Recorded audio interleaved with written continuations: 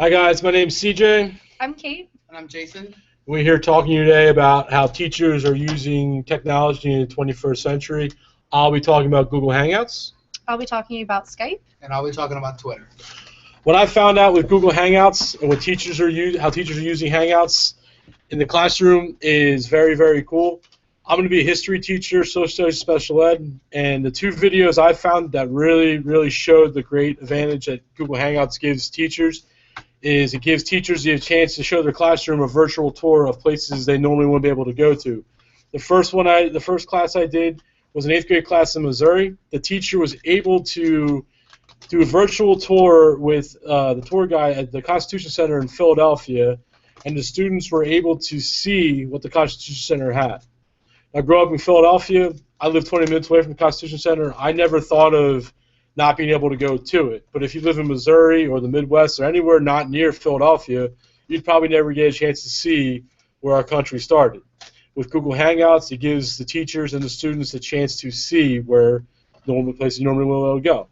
And the second video I used as my example, it was an 8th grade history class in Chicago, and they were able to have an interview and chat with the congresswoman of Chicago.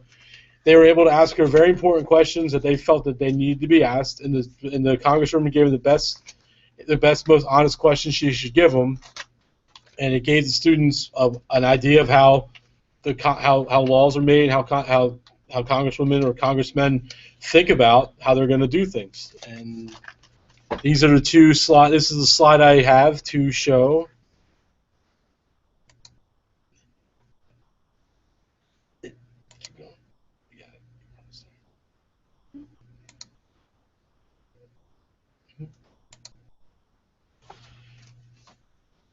These are my one slide is obviously the class that used the virtual tour for the Constitution Center, and the other slide was the class having an interview with the congresswoman. If you guys would like to look at it, just hit on the two things, and you could see the advantage that Google Hangout gives history teachers and students to be able to access things that normally would be accessed.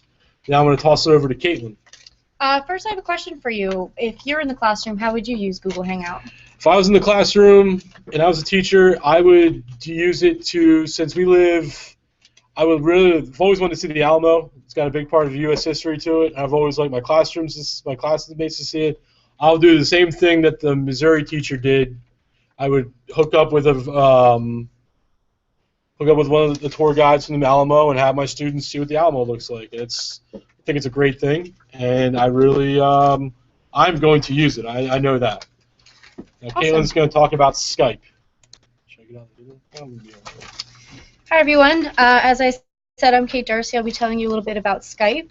I've heard of people using children's authors, speaking with the children via Skype, or students simply having discussions about what they've learned in class with students from other classrooms around the world. But I found two specific examples in which Skype was used in the classroom, and they both sounded as if they were successful. So this first one here, I'll just go to my visual real quick.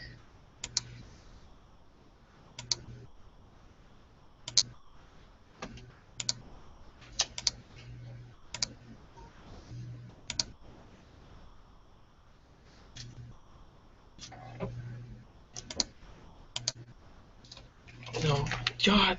It's okay. We're just going to keep it. One moment, please.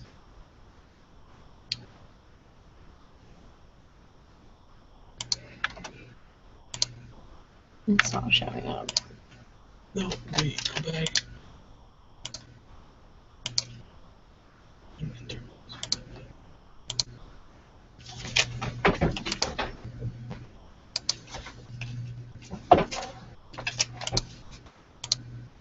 There it is. Okay. So my first example was in Mrs. Otto's 5th grade classroom from Minnesota. She tells a little bit how she used Skype in her classroom. Last March, her class participated in a mystery Skype where the students from both classrooms communicated via Skype, only asking yes or no questions to find out the other class's location.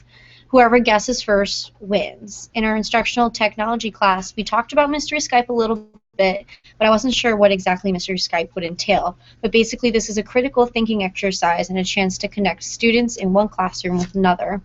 And as it turns out, like I said, the other class guessed their location first. It was in Minnesota. In the other example I used,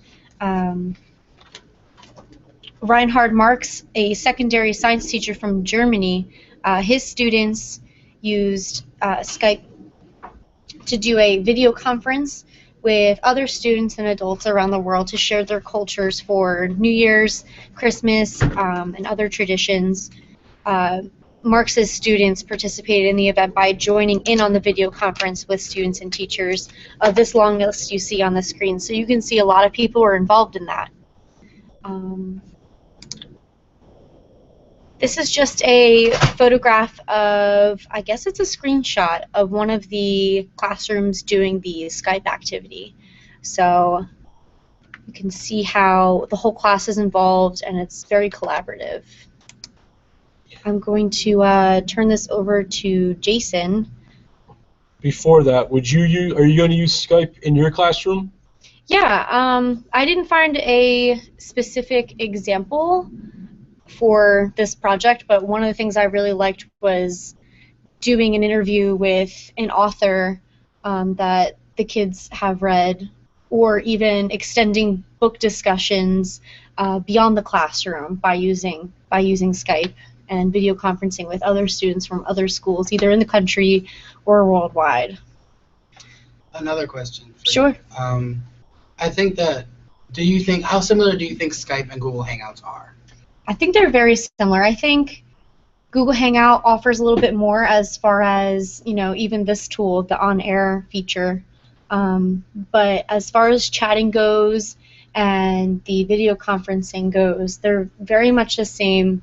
I personally think Skype is a little bit more user-friendly than Google Hangout is right now, at least. But both are really good vehicles in the classroom. Awesome.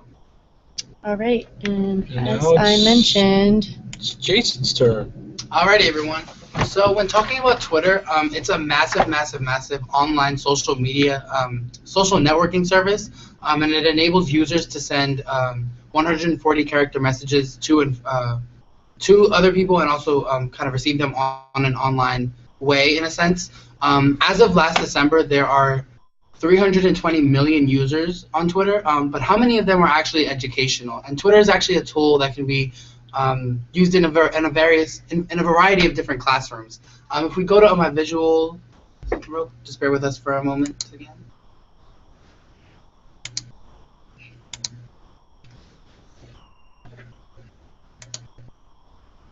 Alright, like I said on the front, these are some of the more popular ways Twitter has been used. With the Ellen photo, also the first ever tweet from Jack, whoever Jack is, saying just setting up my Twitter, and then also ABC News with an update on what happened to that person. Go to the next slide. But on the next slide, we can get into how Twitter is actually used in the educational world, specifically for me, the world of student affairs as well as higher education. In my field, the classroom is actually the college campus on a bigger, more grand scale. You'll see different programs going on around campus, hosted by different clubs and organizations, as well as different advisors and speakers. All of that has to do with student affairs, and a lot of the times, those people giving those programs are either advertising or connecting to others through things like Twitter. For example, specifically speaking, Joseph Thompson, our first example, is a student affairs professional here at Stockton. He works in the Office of Student Development as an assistant director who focuses on fraternity and sorority life. And in the tweet you see he says, leading a conversation about keeping ritual relevant at student development's officer training. So not only is he promoting the event that's going on, which is the officer training, but he's also connecting the Greeks to that event, even if they were not there, by adding a link to an educational document about keeping ritual alive, something very held closely by different Greeks. And it actually, ritual changes by organization, but what he connected them to was Secret Thoughts of the Ritual by Edward King. And then, which, like I said before, he's using Twitter not only to promote, but also to connect others, which is really good as well. You see he got 1 like and also 1 retweet. So that way it's spreading the message even farther. If we move on to the second example, it is of one of my friends, Courtney. She's actually in a communications course here at Stockton, and in her course, they are connecting to other classes using the different hashtags you see all the way at the bottom. I apologize for some of the text being so small. But here she's talking about how Lake Fred is a very popular spot for, or a path to Lake Fred is very popular for different students. And then if we go to the last example, we see student development, the student development Twitter account, talking about Stockton's foundation scholarships. Not only is that office connecting to the students, but they're offering them something outside of the classroom. And if we go back to Joseph Thompson's post, he posted that on a Saturday morning. So that's just taking education, outside of that whole business hour kind of deal. So awesome. That's Twitter. I liked Twitter. That was good. All right. So lastly, I just want to have a little conversation with all of you. What do you think is the best tool in education? I really like Google Hangouts, but as a history teacher, like I said before, it's going to give me advantages. I can take my class anywhere I want. Same thing with Skype, like you said, but it just seems like Google Hangouts more scholarly, I guess, is like the way. That's how I feel about it. More used for school as opposed to personal. Yeah. Can I just mention, I also like how on Google Hangouts you can kind of record yourself and put it up for someone else to see later, in a sense. So you can you can have lessons for your students to be able to see later on, to maybe refresh their memory and things like that. Can you do it with Skype? Can you upload a video and then send it to your class and they can watch it later? I'm honestly not sure. I honestly think it's more chat and video conferencing oriented. It's not really a recording tool. See, that's as the best, far as I'm aware. That's the best thing about a Hangout. Sunday afternoon, I can upload a video and say, hey, classes, we're going to do this week.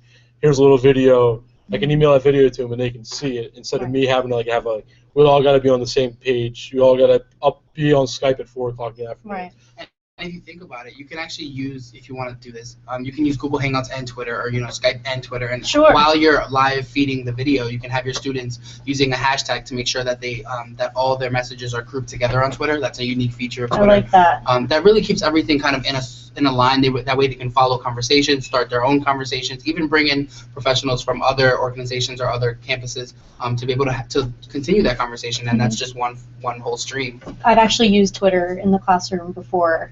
And for that exact reason, keeping all of those posts in one place for anyone to see really was a really good organizational concept. So awesome. I think they all have really good purpose. No, they're really, Skype, being able to talk to an author is pretty cool. That's awesome. I think that's Twitter, one of my favorite like you said, to be able to. But I don't know. All three are awesome. It's given teachers a better teaching tool for students to understand better stuff, and that's pretty much it. Thanks for listening. Have a great day, everybody. See you Thursday.